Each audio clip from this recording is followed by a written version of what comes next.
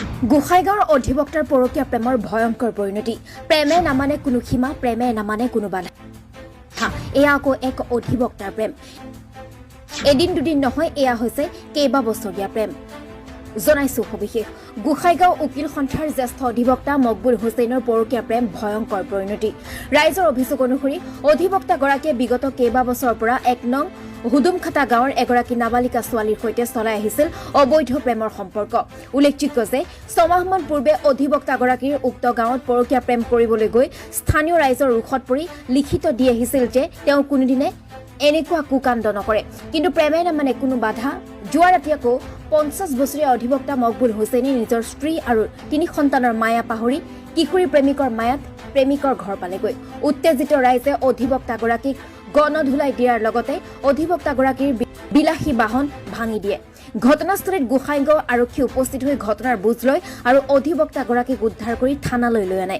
এতিয়া প্ৰশ্ন হয়, এনেকুৱা নিৰ্লজ্জ চৰিত্ৰহীন অধিবক্তাৰ বিৰুদ্ধে গোসাইগাঁও আৰক্ষী তথা গোসাইগাঁও উকিল সন্থাই কি পদক্ষেপ লয়, সেয়াহে হ'ব পৰৱৰ্তী সময়ত লক্ষণীয়।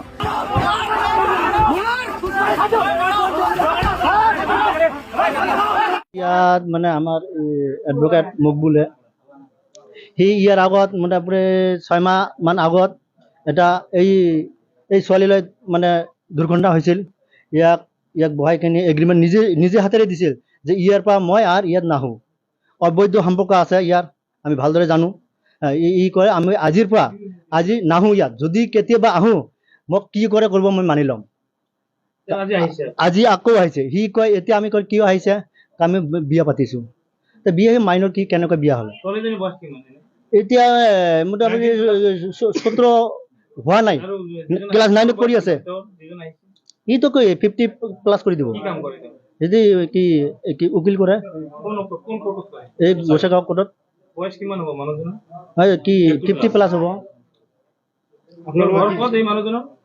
এই ঘৰটো এইটো মানে কোন চৰত মানিকেশ্বৰ ধুবুৰী।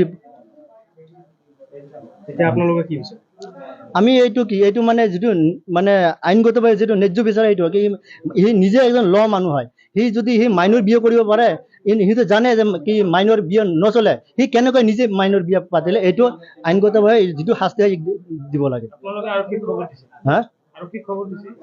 আৰক্ষীক কোনোবাই মই দিয়া নাই, কোনোবাই দিছিল, মই দিয়া নাই।